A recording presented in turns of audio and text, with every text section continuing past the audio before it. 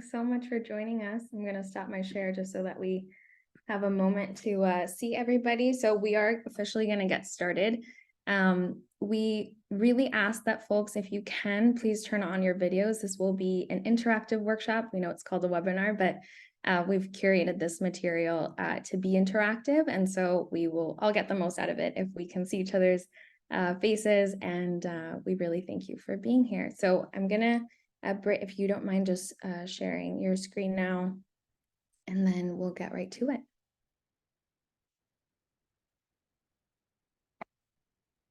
Awesome. Cool. Well, thank you so much for joining us for this workshop on power sharing in research, advancing transformative visions of power. By way of introductions, my name is Gloriela, Iguina-Colon. I use she, her, hers pronouns. For some context, I used to work at MDRC. Brit will tell you a little bit more about MDRC in just a second. I worked at MDRC for about 5 years, doing research on an array of poverty issues in the US, especially within public housing and workforce development programs. And now I work at C40 Cities with cities around the world who are doing political advocacy work. And I also provide technical assistance to these cities around climate action at the local level. And I'll pass it over to Brit to introduce themselves.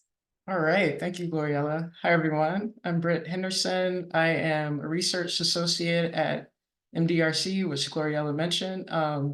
MDRC is a nonprofit, nonpartisan social and education policy research organization where our mission is to build evidence around what works for improving the lives of people with low income. I just want to say today and apologize in advance that I'm a little under the weather. So apologies if I had to turn my camera off or if I started sneezing or doing something else embarrassing like that. All right. Well, thanks, Brit. You know, the work and the ideas that we'll be sharing today and that we'll be walking you through today are the result of ongoing work that Brit and I have been engaging in for the past nearly 2 years. And this wouldn't have been possible without the support of MDRC and also the Fund for Shared Insights. It is through both of these institutions that we've been able to have the time and the space to think about these things together. And we just want to take the chance to thank them so much for their support and their sponsorship. All righty. So, you know, today we hope that throughout and by the end of this workshop, we will have done 3 things together and that you feel like you've gotten these three things out of it. So one is learning.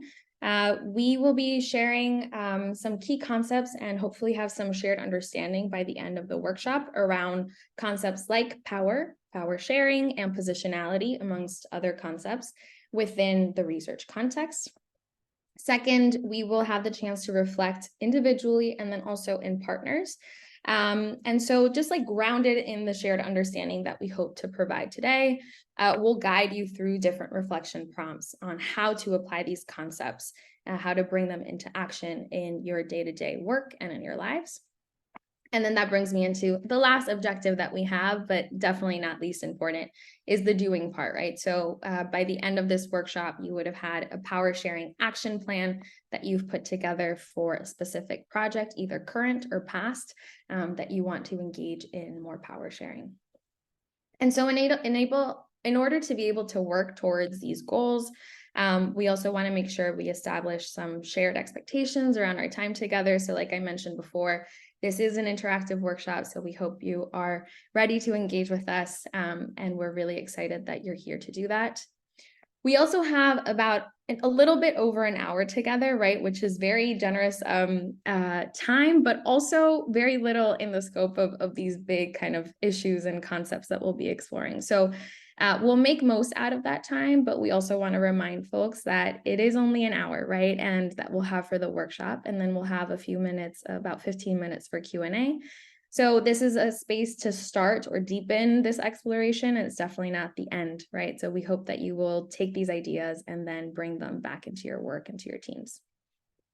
And then lastly, we just ask everyone, including ourselves, to be open-minded to the ideas that we and others might share in this space and be fully present in it. So we hope that you'll fully listen to each other and also minimize multitasking.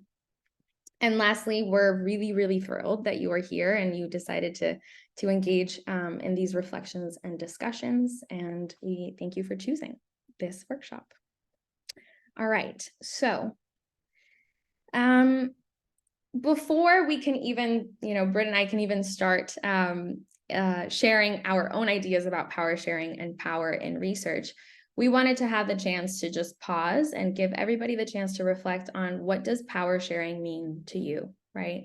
And it can mean so many different things to people, but we just wanted to have the chance to just write out or just have the chance to think about it for the next 2 minutes independently. So I will put 2 minutes on the timer.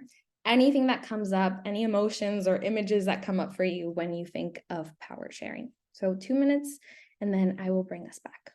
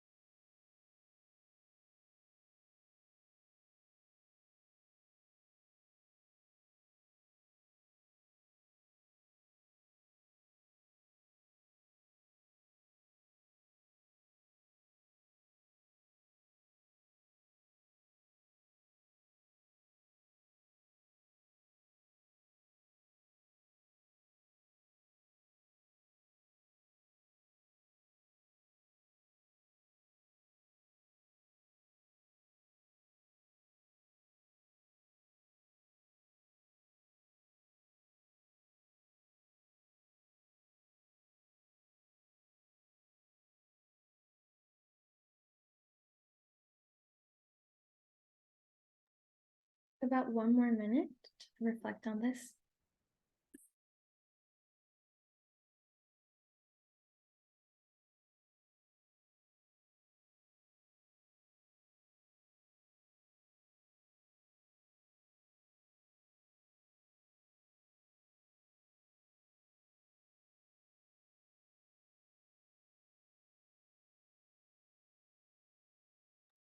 Alrighty.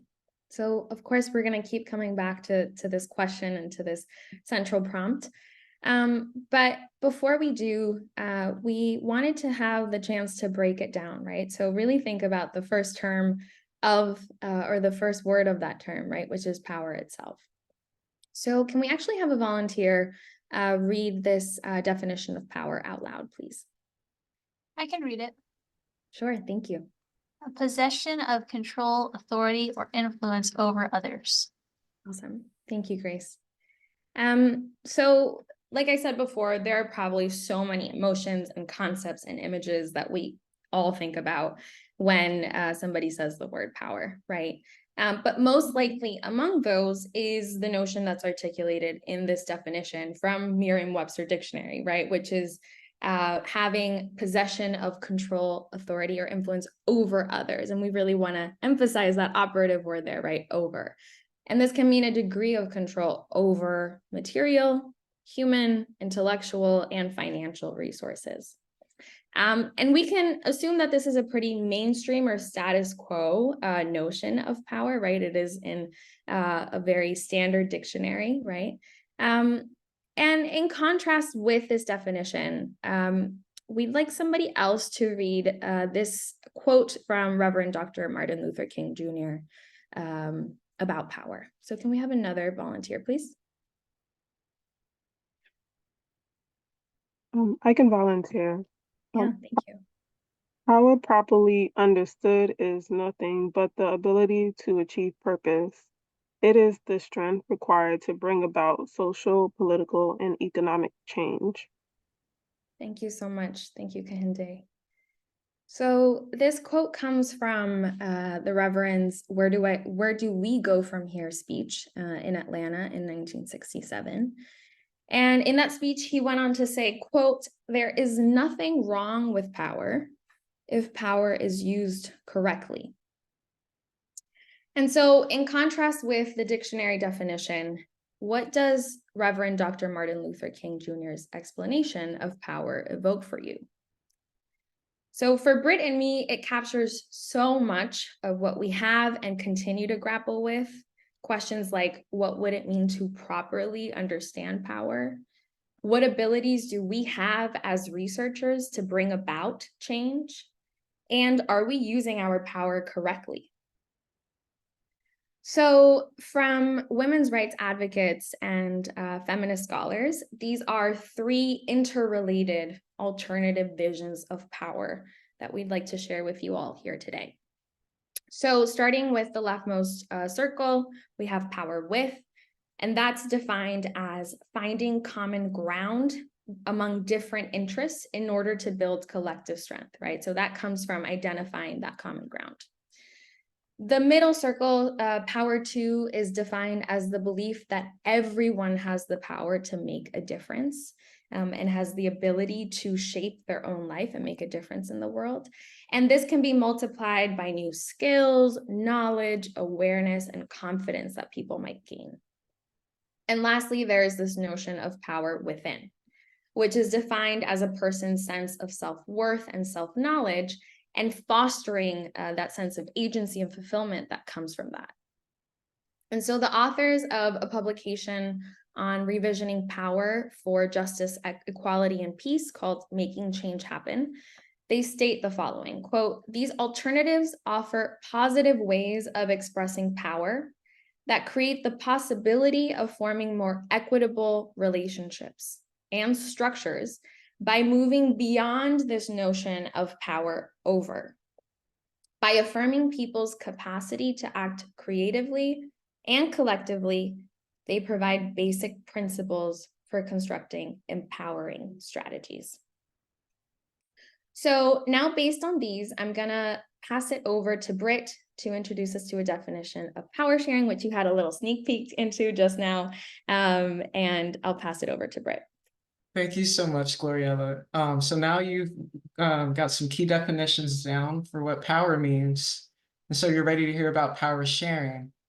And for Gloriela and I, we've worked on this definition for quite some time. It's been a journey.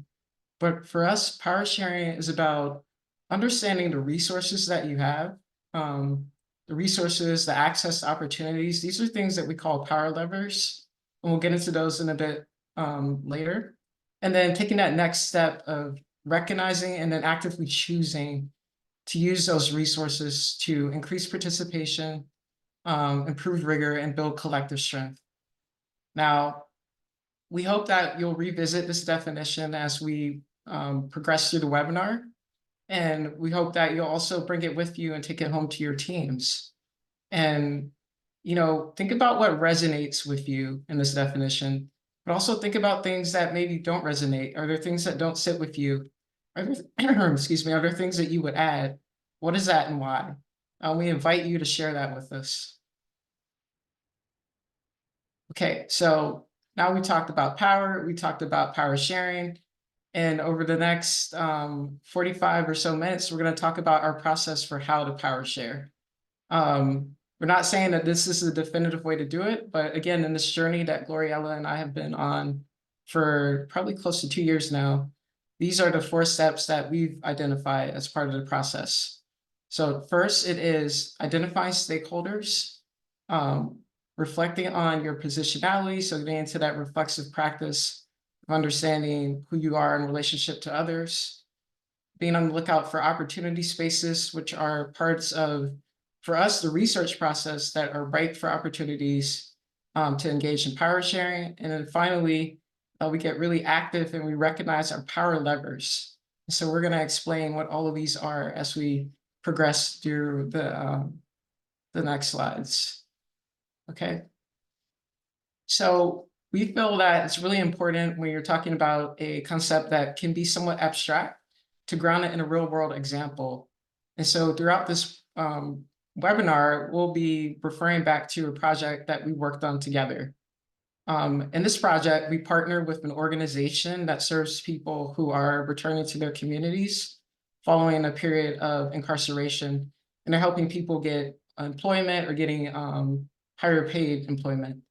And so this organization wanted to know, how do we get better and broader feedback from our participants? So that was our key research question.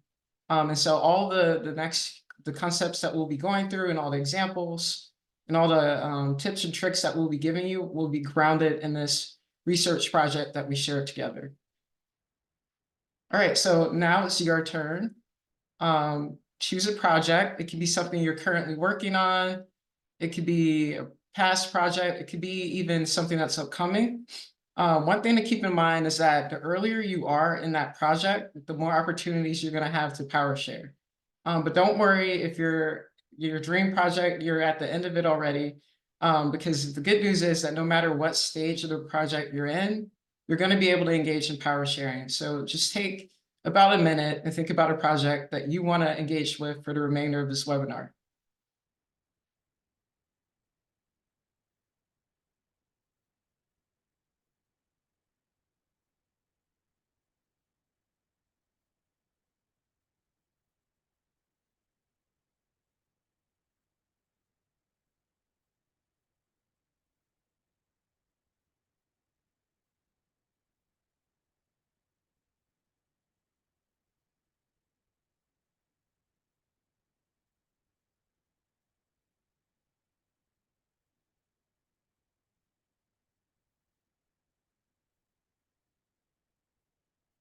All right, did everyone think about their projects?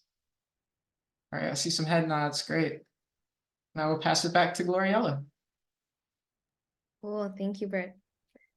So, as we said, we have 3 main goals, and we hope that you learned throughout this workshop from us and from each other. But the main portion of learning, let's dive right in. I'll be reviewing some key concepts that we think are the foundation for this workshop, and our power sharing plan framework that Brit just introduced us to. So mostly focused around reflexivity, positionality, social identities, and the importance of knowing and considering our stakeholders. So starting with reflexivity, what is reflexivity? So reflexivity, in summary, is an examination, an attitude, and a process. So what do we mean by that? It's an examination because it's how we examine our values, our social identities, our life experiences, and our beliefs. It's an attitude because it's really an attitude. It's a commitment, right? That we are going to assume this posture of engaging in reflexivity. And lastly, it's a process because it's an ongoing process that one commits to, reflecting on how our values, our experiences, our identities, and beliefs impact our research. So that can be anything from like decisions we make about the subject, the questions we ask about it, how we measure success, and how we engage with study participants and other folks who are involved in the study. And, a quote that we really like is from Dr. Marvette Lacey, who states very simply, who you are and what you've been through influences how you see the world and your actions and your decisions, right? That's your paradigm. So therefore, who you are and where you've been also influences your research. And so it is important for you to situate yourself within your research. And that's where a positionality statement or positionality comes in. It's about situating ourselves within our research. So positionality, in summary, is it refers to how one's social identities and our experiences and perspectives impact our approach to any given study. So to be very clear, those experiences can include any history or personal interaction that you have with project topics or the issue at hand. And then also the identities or experiences that you might have in common with participants and or service provider staff. Perspectives, right? So perspectives refer to the beliefs you might have about those study topics and your understanding of the systems of oppression that are at play in that study and the question and their influence on it. And then lastly, your social identities are very simply put characteristics that orient you in society. And I'll get into social identities in the next slide. So we're all very confident that most of you, if not all of you, have had experiences delving into your social identities, or at the very least have heard of a definition. We just, for the sake of, again, advancing our goal of having some shared understanding and being on the same page, this is a graphic that the Johns Hopkins Diversity Leadership Council developed that we have found really helpful. And a definition that might be helpful to you as well is that social identities are place-based. So meaning how any of these characteristics that are on the slide are perceived and also given value in society are entirely dependent on the social context you're in, right? And that can include the places in which you grew up in, and then it can also include the places where you work right now, the neighborhoods in which you engage in. And then lastly, they impact one's experiences with other people and within institutions, right? So for very quick example, I'm a younger Puerto Rican researcher, right? How I experience my workplace and my experience as a researcher is very influenced by how others perceive my identities, right? And then also how I perceive others' identities within my work. And we'll deepen our understanding of our social identities within the project that you chose in just a few slides. All right, and then lastly, just as a very, simple definition, but we think really central to this idea of positionality is considering our stakeholders, right? Who is it that we're working with? And a definition that we have found very elegantly simple is stakeholders are individuals, organizations, or communities with a direct interest in the process and outcomes. And so to underscore why we think it's so important to consider stakeholders as part of this process from the very beginning is because positionality is inherently about the relationships we have with others within a study. So it depends on what is being studied and who is part of this. So in order to understand our own positionality, we need to know who the other is, who the stakeholders are, and who we are in relationship to. All right, so just to sum it all up in terms of this positionality section, we would like to propose that positionality, it's important to remember that we have myriad facets, right, of our positionality. And these can afford us both insights and knowledge gaps, right? And so what do we mean by that? Being able to reflect about our social identities, our experiences, our beliefs about the study topic, we can then, uncover, okay, what are some insights I'm bringing into this work? And then also, what are some knowledge gaps that I may have about the focus area or people's lived experiences? And that's really important because that's where we might be liable to misrepresent or misunderstand the topic of the community one is studying, right? And we might need to find different sources of information and people to help bridge that gap, those knowledge gaps. But it's both and, right? It's both, we have unique insights that we're bringing in strengths, and then also those knowledge gaps. And then just really to underscore the importance of understanding one's positionality, we really appreciate this statement from the Robert Wood Johnson Foundation and from public health expert and researcher, Dr. Kirsty Malterud. So they say, there is an assumption among researchers that bias or skewedness in a research study is undesirable. As Dr. Kirsty Malterud writes, quote, preconceptions are not the same as bias, unless the researcher fails to mention them.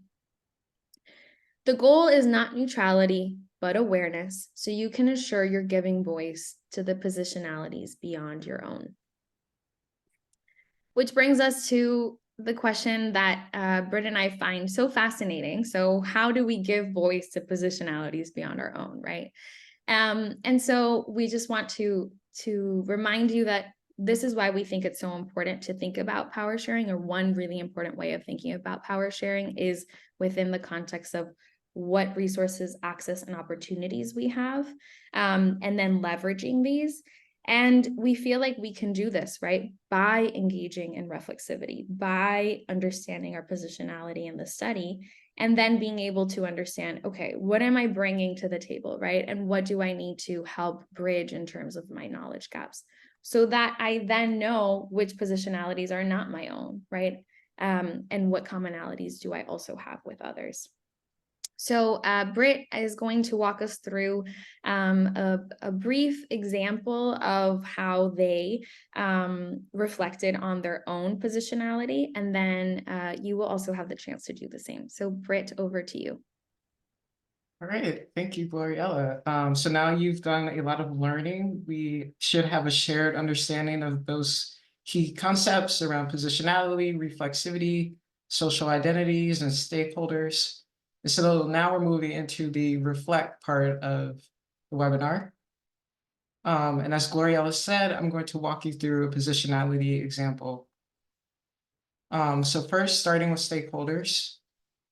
So thinking back to the project that I shared with you earlier, we identified these stakeholders, and we're not saying that this is by any means exhaustive, but starting with the research team, because we ourselves are stakeholders in the process, we have a direct interest in the outcomes and the process of our work.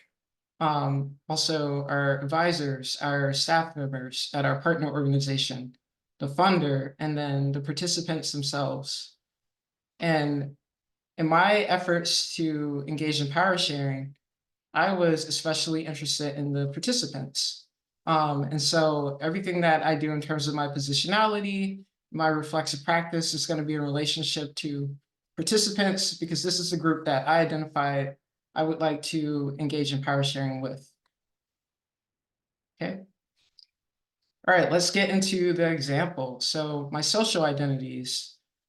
Here are some that came to mind when I was thinking about the project. Again, my race, and that is because, again, that project is focused on people who have completed a period of incarceration and are returning to their communities.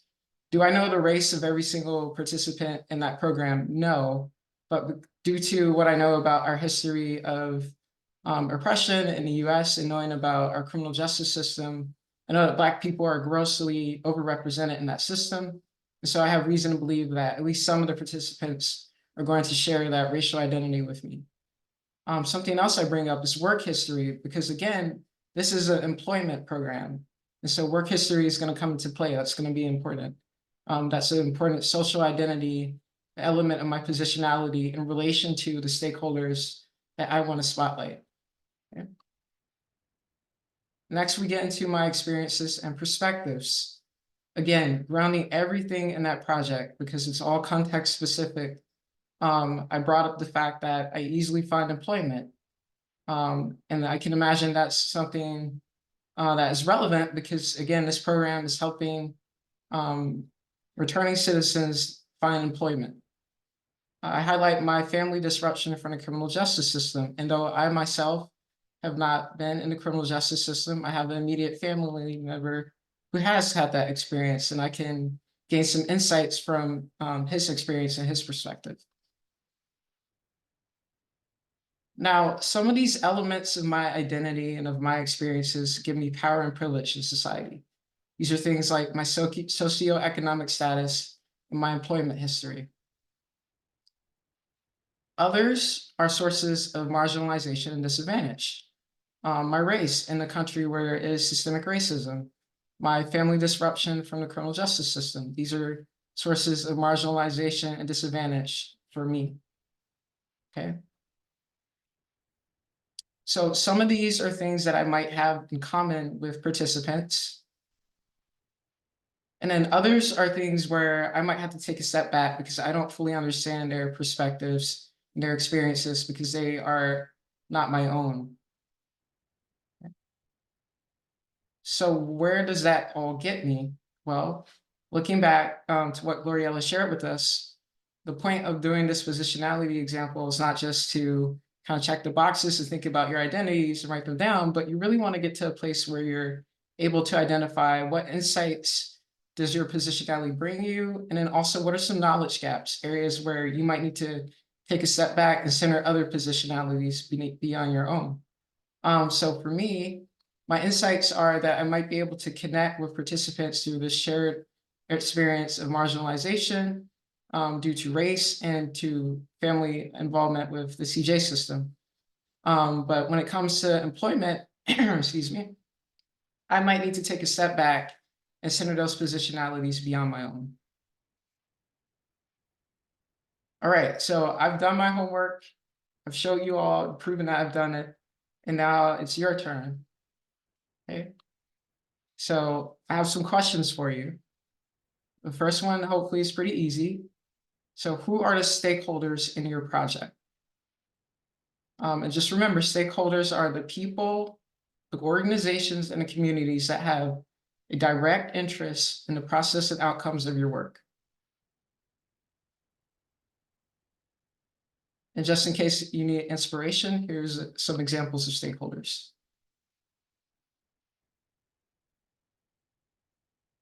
All right, so just take a minute or so and think about stakeholders.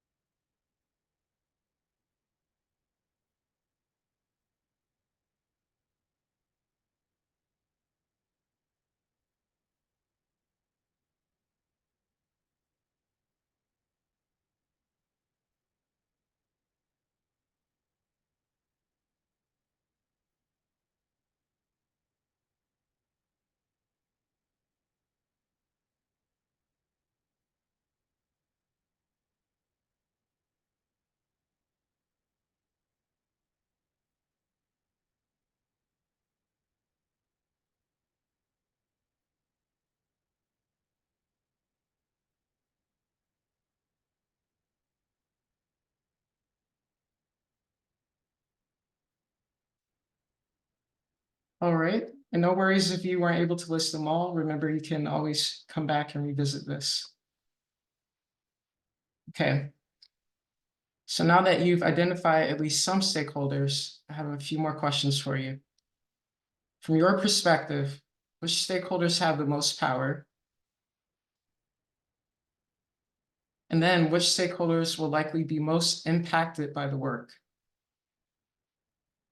So which stakeholders have the most power and which stakeholders will likely be most impacted? Think about that.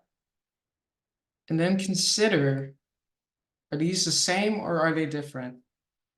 And what does this suggest about how you might engage with each of them?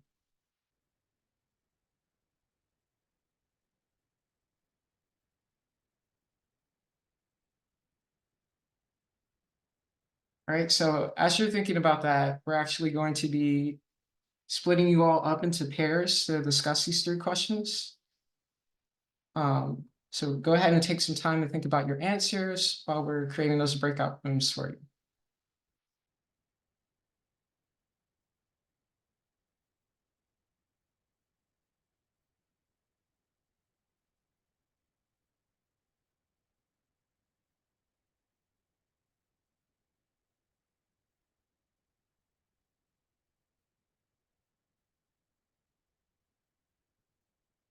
Do people need to see the questions again? I see a few nods.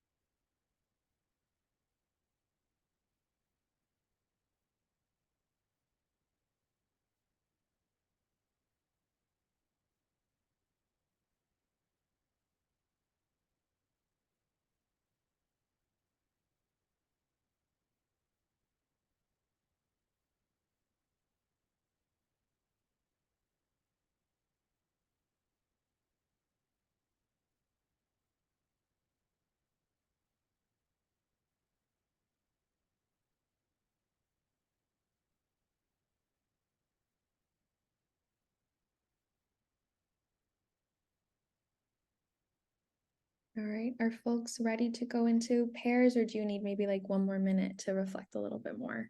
Maybe thumbs up if you need one more minute.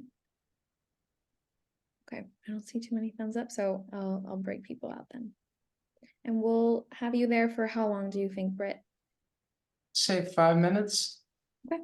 All right, so we'll bring you back in 5.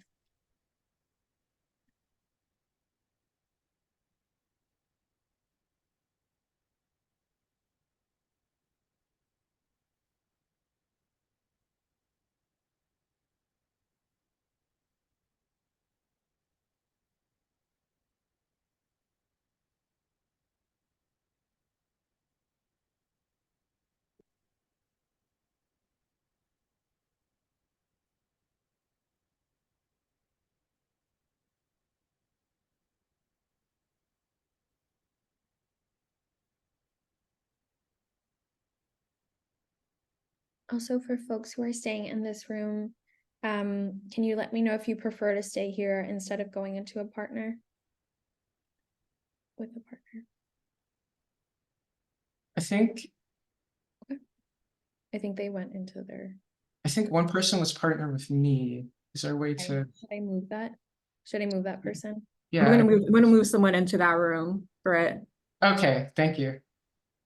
Oh, someone just joined that group anyway, so it should be fine. Thank you so Moving much. them into room You're welcome. 6. Yeah. Let me just check all of the pairings.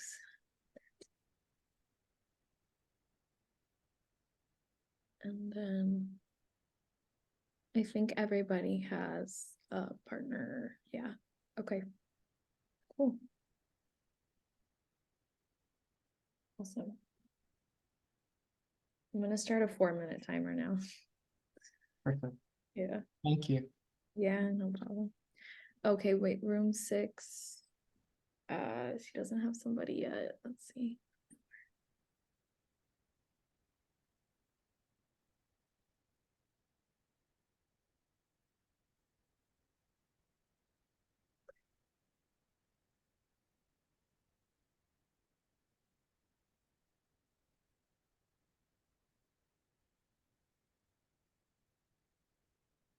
I'm gonna move Caroline to like another room because she's like there. I think you did it. Carolina?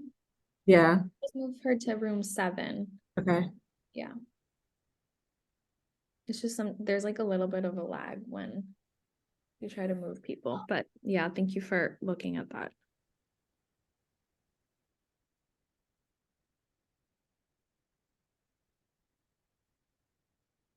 Okay, I think we're good.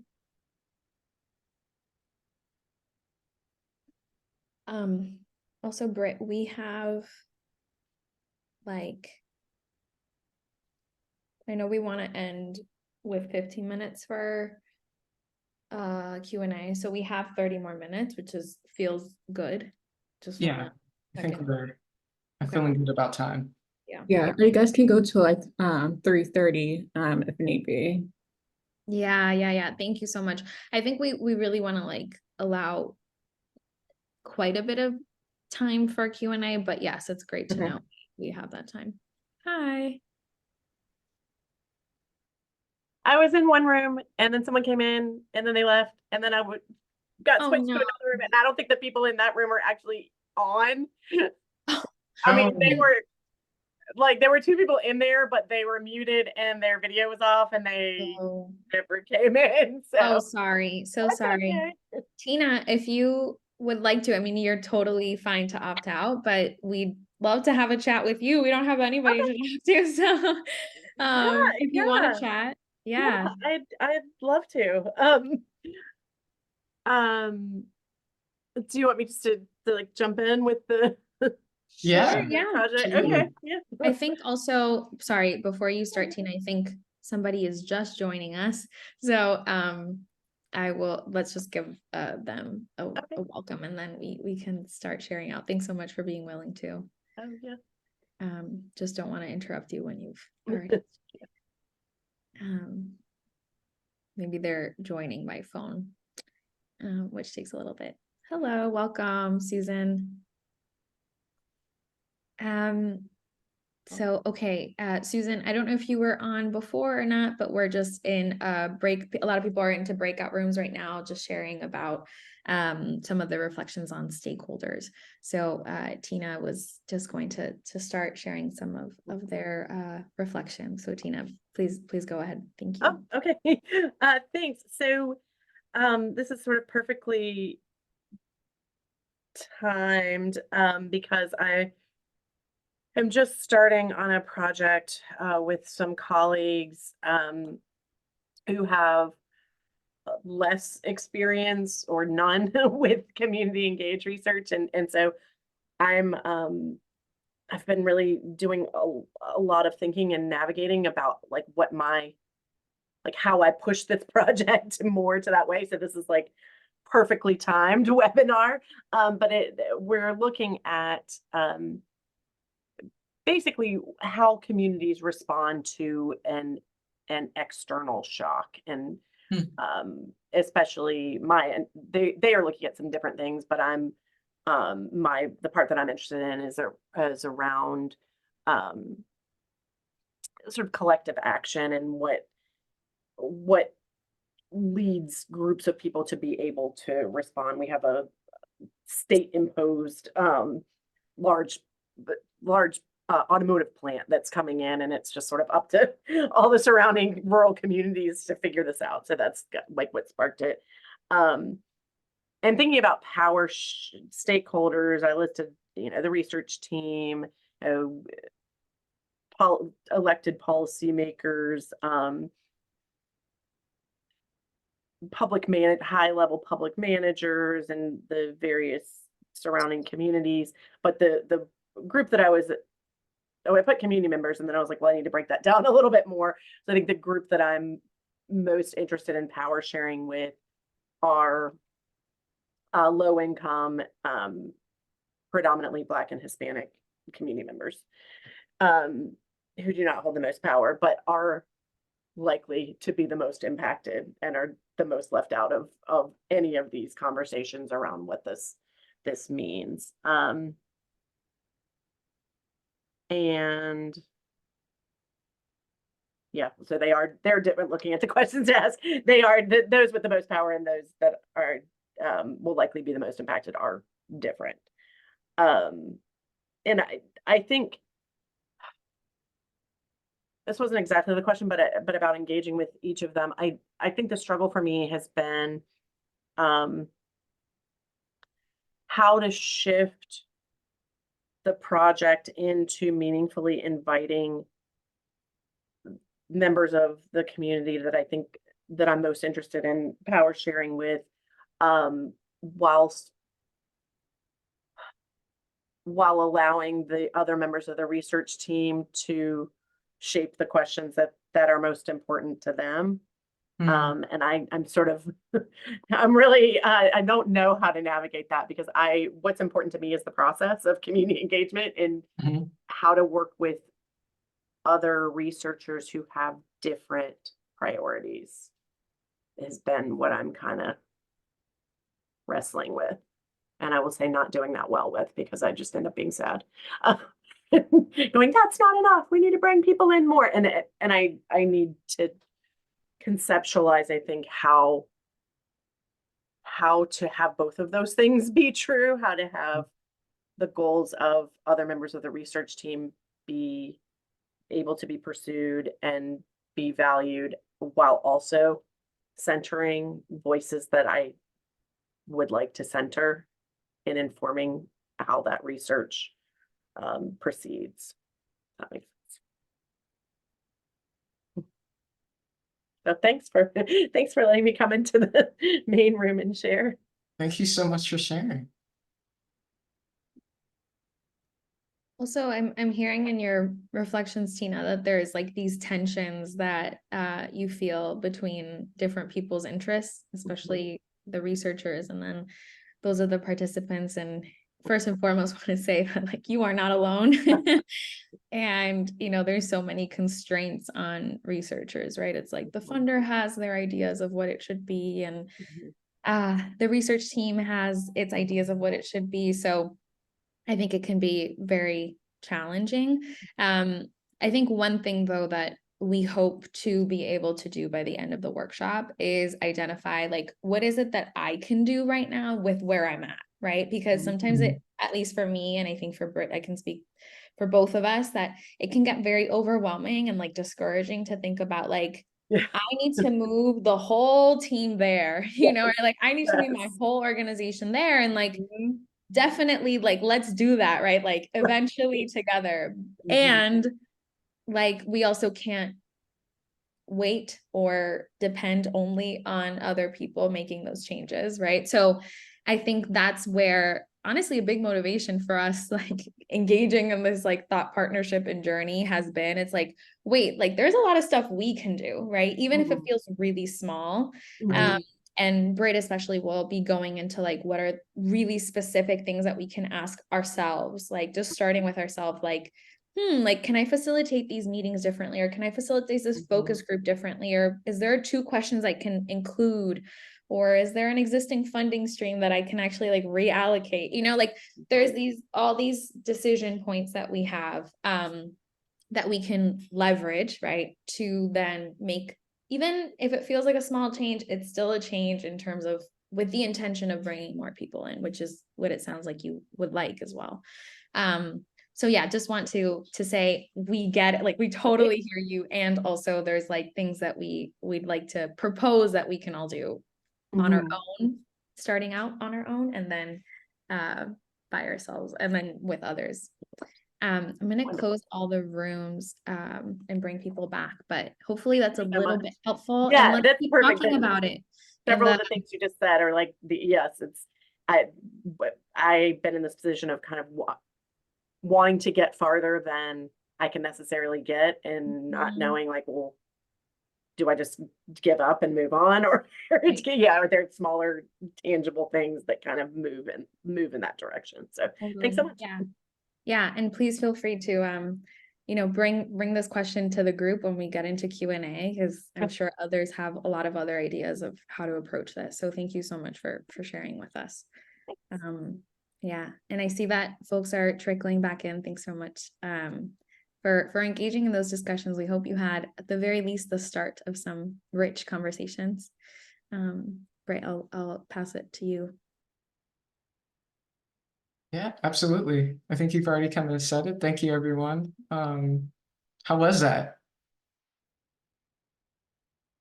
Hopefully energizing. I see a thumbs up. Okay, great. Hope you had some rich conversations. Awesome. And please, like, if you haven't already, like, just take 30 seconds to jot down any questions or frustrations, right? Or ideas that came up from those conversations, because we really want to have a rich discussion in the 15 minutes or so that we're reserving for not just Q&A, but really a whole group discussion. So let's just take 30 seconds. What came up for you?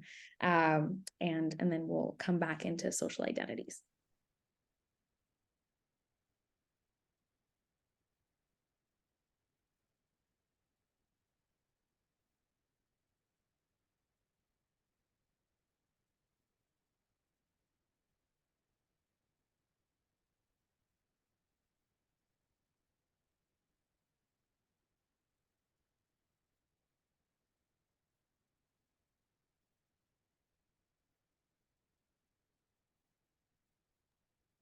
Alrighty.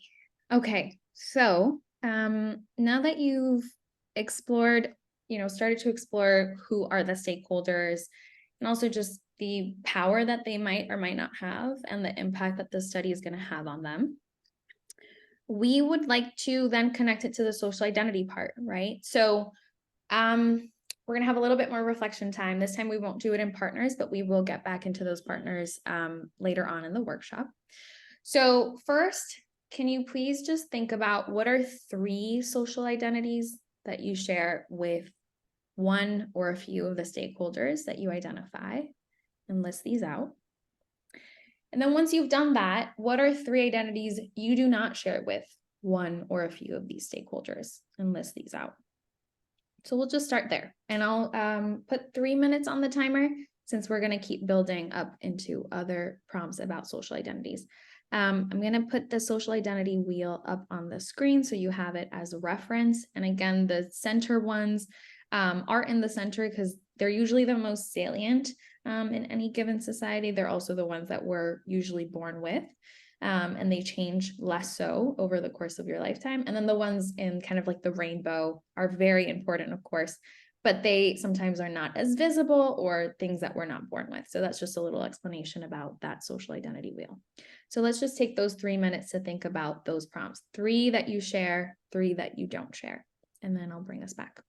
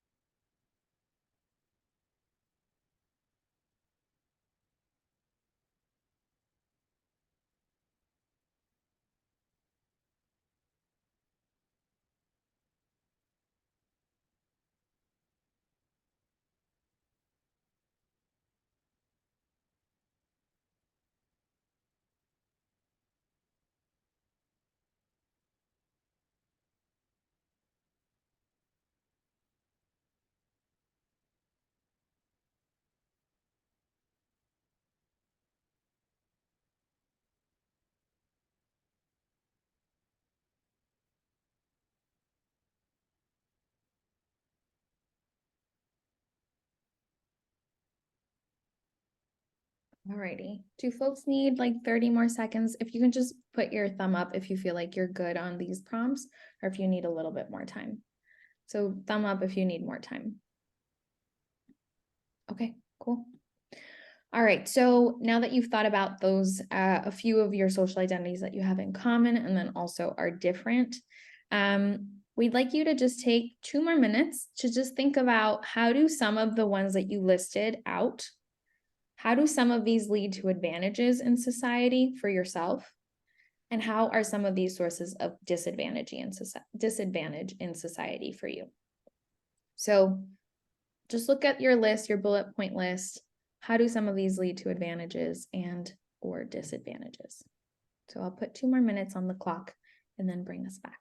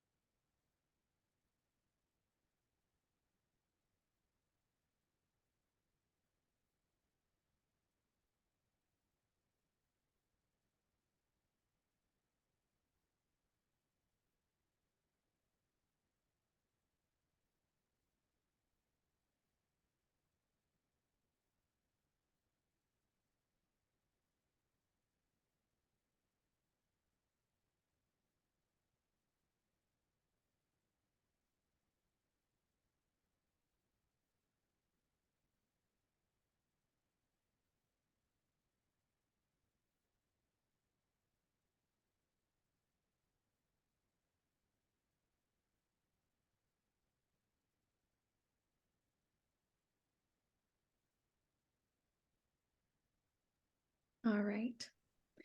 So with these in mind, the last set of reflections that I'll ask you to go through before we walk you through the kind of part that brings everything together, which is a positionality exercise, is, you know, you've thought about your social identities, those that you have in common and are different, and then those that give you advantage and also disadvantage in society, right? So the last part that we think, the last building block of a positionality exercise is thinking about the experiences that you have in common or are different from those stakeholders that you listed out previously.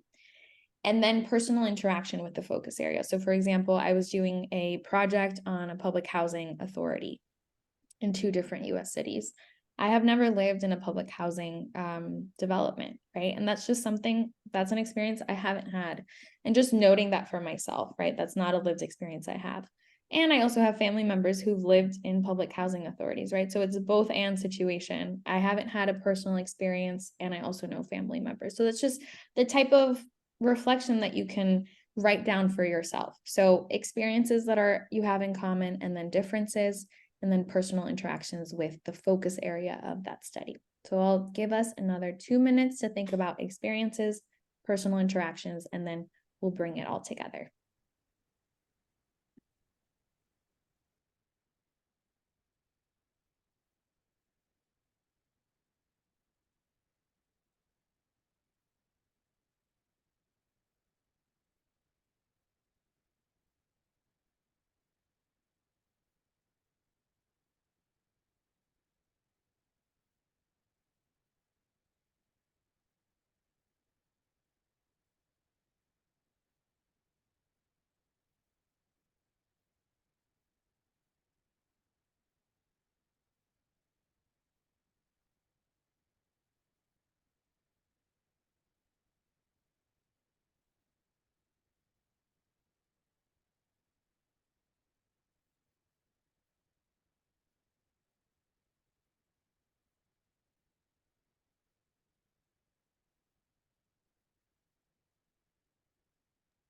About 30 more seconds to reflect on that.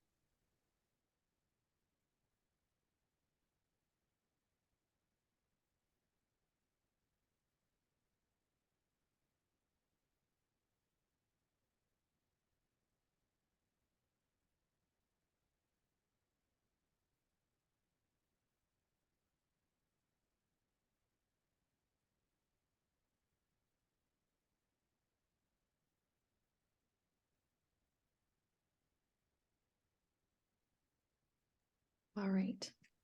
So how do we put all of these strands together, right? How do they all come together? So just like Brit did before, they identified the insights and the knowledge gaps, right? It's that simple breakdown we think is really helpful, right? So how do these building blocks of reflecting on your social identities, what you have in common with the stakeholders you identified, and then also your own beliefs and personal experiences with the study topic, how do those then result in insights you're bringing and knowledge gaps that you have, right? So let's just take about 5 minutes. It's really just summing up what you had just reflected on before, right? And then how do these result in insights and knowledge gaps? So let's take 5 minutes to do that, and then I will pass it over into the opportunity spaces in which we're going to start thinking about how we can put this into action. So 5 minutes, I'll put it on the timer now.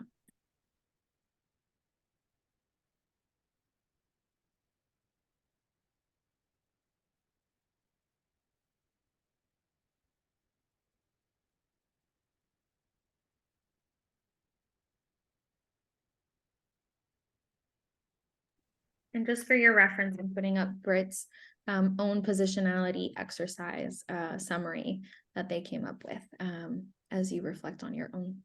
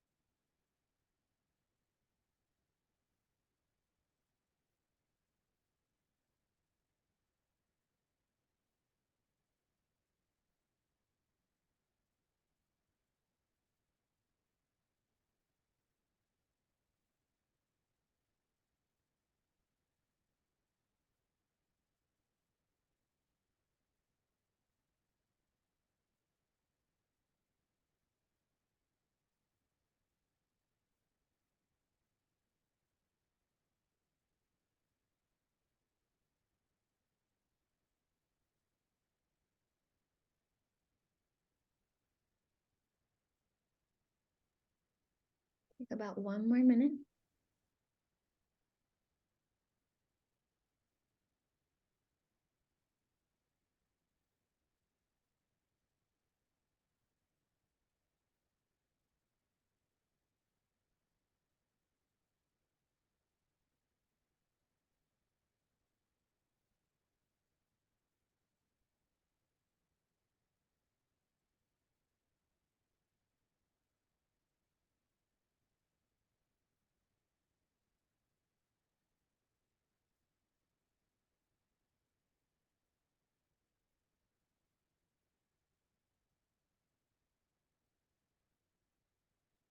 Alrighty, can I get a thumbs up if people feel like they need a few more seconds? I'll take no news as good news. Okay, cool. So moving into the more of the action and doing part, right? So you've reflected on aspects of your positionality, right? You just did that. And then you also identified some stakeholders. We're gonna move towards identifying an opportunity space, right? And just really simply put, it's just identifying a step along the research process that you chose at the very beginning, where you think it would be most meaningful or it's most ripe to engage with them in power sharing, right? So just as reference, right? This is broadly usually the steps that we go along in a research process, all the way from design or like choosing a research project all the way to dissemination, right? So this is just for our reference, and let us know if you would like this up on the screen while you reflect on your own step. But given everything you've reflected on and this project you chose, what is one step you want to focus on in your project for power sharing, right? You've reflected on your stakeholders, like where are you at right now that you would love to explore power sharing with? So for us, it was definitely more towards the research design and data collection, right? And Brit is going to go into that in just a second. And we really wanted to hone in on that step. And so let's just take like 30 seconds to identify where am I at in the project, or where was I at if it was a past project, where I'd like to engage in power sharing specifically. So let's put those 30 seconds and then I'll bring you right back and pass it over to Brit.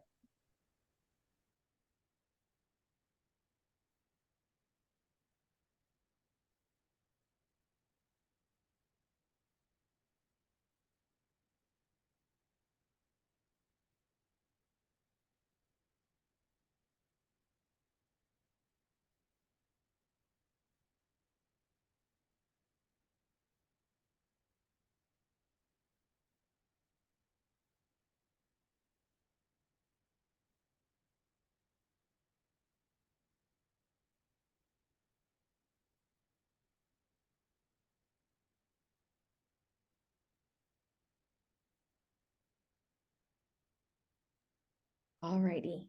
So with that, Brit is going to walk us through, very excitingly, some power levers. All right. So by now, this definition of power sharing should look very similar to you, or should look very familiar to you. And you'll notice that we've highlighted resources, access, and opportunities. Well, these are the power levers that you will be using to achieve those goals of increasing participation, improving rigor, and building collective strength. Now, Gloriela and I, as we've been going through this journey of figuring out what power sharing means to us and what it looks like, we've identified 4 broad categories of power levers.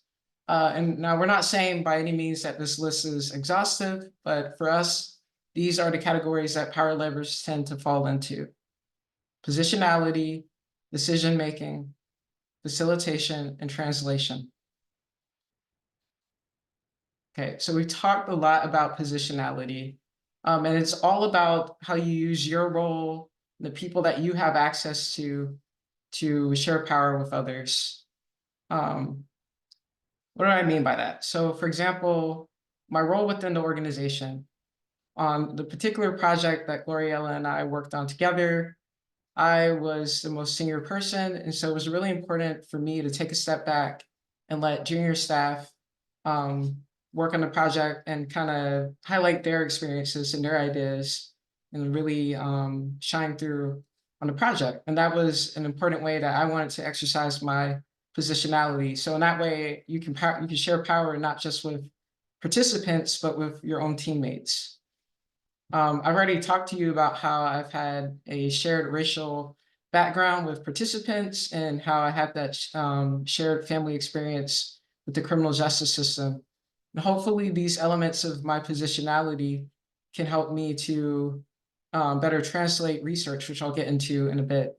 One thing about positionality, while we see it as its own power lever, we also feel that it often underlies other power levers. So your positionality can help you have power to make decisions. It can help you when you translate findings. So just something to keep in mind. Okay, so I'm not going to pause and have you reflect on these, but I just want to leave you with some questions that you might want to consider as you take this back with you. So when thinking about positionality as a power lever, which of your social identities confer power in society?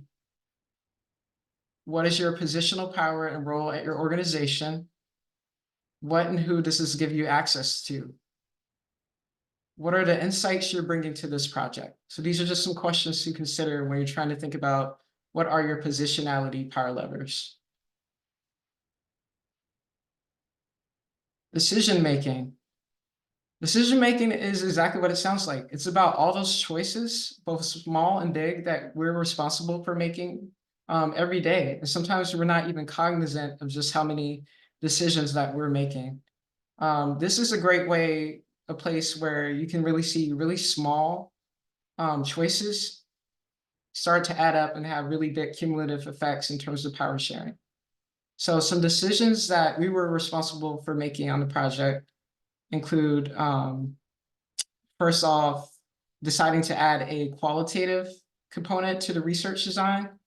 Originally, this project was going to be quantitative only. We were going to do 2 rounds of quantitative data analyses, but we stopped and we said, wait, this project is about feedback. How are we supposed to understand how to improve feedback if we're not talking to the participants, if we're not directly engaging the people who are going to be most impacted by this work? And so we decided to add interviews to the research design. That was a pretty large decision. Another big decision was deciding to consult with a participant advisory group throughout the project. These were people who had participated in the program and were willing to engage with us on the research.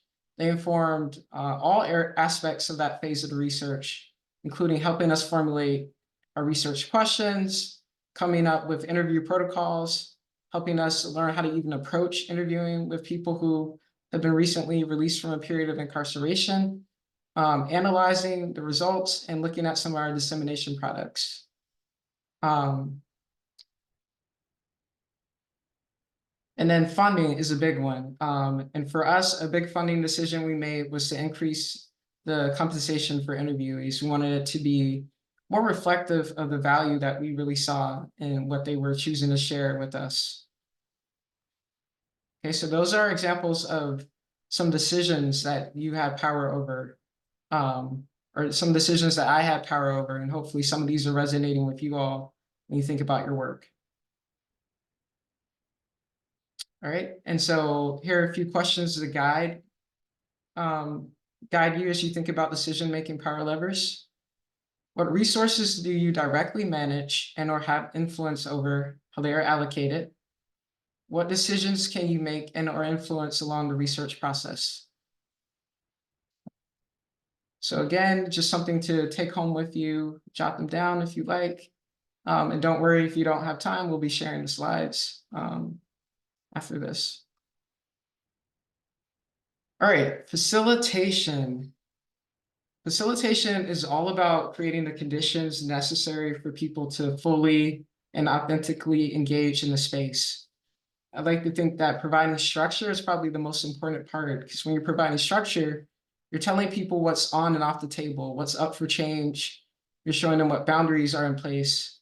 Another important aspect of facilitation is making space for all people, whether you're having a meeting or a workshop or some type of interview. You want to make sure that the space is safe for people to really engage. One thing that you can do to help with that is by coming up with community agreements. And these are a set of rules or guidelines that are going to help dictate how you're going to interact with each other during your time together. It's important to think about the fact that there are going to be a lot of different perspectives on research. Some of your community members may have a history of interacting with research and maybe it wasn't so good. Maybe there was a negative outcome. Maybe they were used. Maybe they weren't looped back into the fruits of the research. So just keeping that in mind, knowing that everyone's at a different place in terms of how they feel about research. And then again, two little, I would say smaller things you can do in terms of facilitation that can have a huge impact is timing. So for us, we heard from our participant advisory group that when you're re-entering your community after having been incarcerated, your life can be very hectic. There can be a lot going on. You're probably trying to find housing, caregiving responsibilities, you're looking for employment. There was a lot. And so one small thing that we decided to do was that we were going to offer interviews outside of our normal working hours. This was just to give a little more flexibility so that we could really engage with the people who were on the margins, on the people that we most wanted to engage with. And then the location of the interviews, making it convenient for your participants. So they're not traveling across town after dealing with all the things that I just mentioned, and having to trek for the interview. So we actually had the interviews in the program offices, so a place where they were already going as part of their normal day. They could stay and participate in their interviews and have access to the technology that they needed to do that. Right, so these are just a few examples of facilitation. Again, some consideration questions to help you as you're trying to come up with your own list. How can you run and participate in meetings, events, and workshops in a way that creates structure for people to be heard?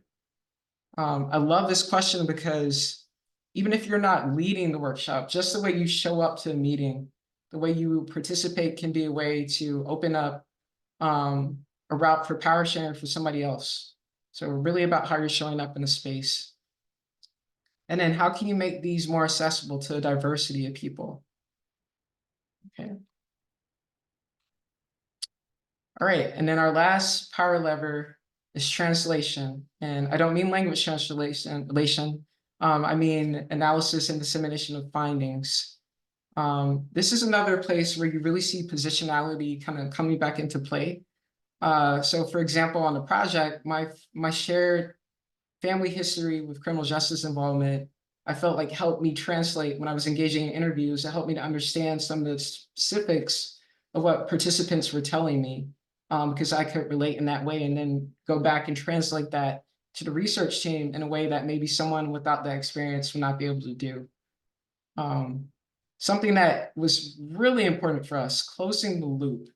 That's what we call the process of going back to our participants in the advisory group and letting them know exactly how the experiences and perspectives and insights that they gave us were used in the research. So at every advisory group meeting, we would kind of recap what had happened since the last meeting and let them know exactly how their input had gone into the project. And then at the very end, we had a larger meeting where we kind of just recapped everything and gave them a chance to weigh in on the final products and let us know, hey, did we get this right? Are there things that are missing? Did we capture your voices and your insights correctly? And so that's what we call closing the loop. Another thing we did was highlight participant suggestions, even when they were maybe outside the scope of the research. So again, remember this project was about collecting feedback, but as we were engaging with participants during interviews and with our advisory group, we were consistently hearing about other things and suggestions they had for how to improve the program itself. And so when we went back to our partner organization, we wanted to highlight, hey, we know this research project is about feedback, but we heard these things about the job coaches. And we heard this about the work sites. And we really want to highlight what participants are saying, even when it's maybe a little outside the scope of the main question. Finally, this one's kind of obvious, but having multiple dissemination formats.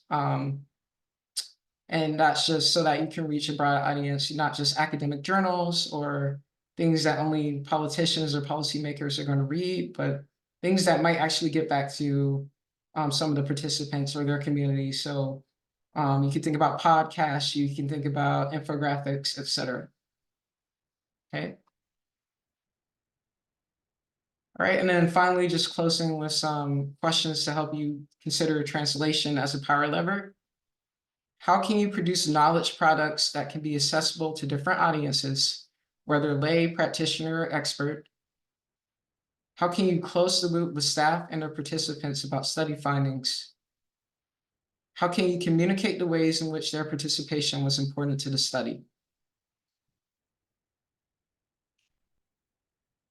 Okay, so again, that was by no means exhaustive, but we're just hoping that that at least got your mental juices flowing, and now you can think of some ideas of your own. So just take a minute or so and think about what power levers do you have, and you can think about that broadly, or you can think about it in the context of the opportunity space that you already selected.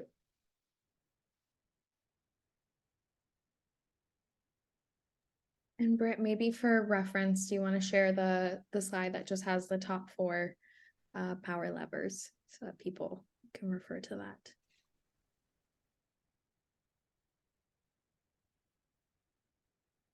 Yeah.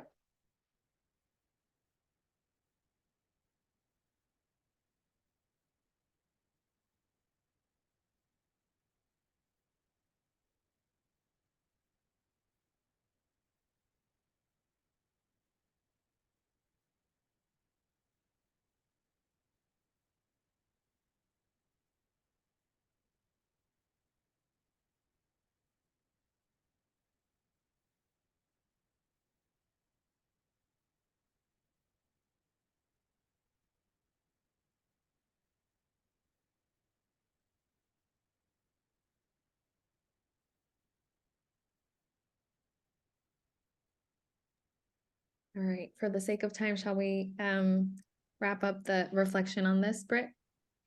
I think we have to, unfortunately. Yeah.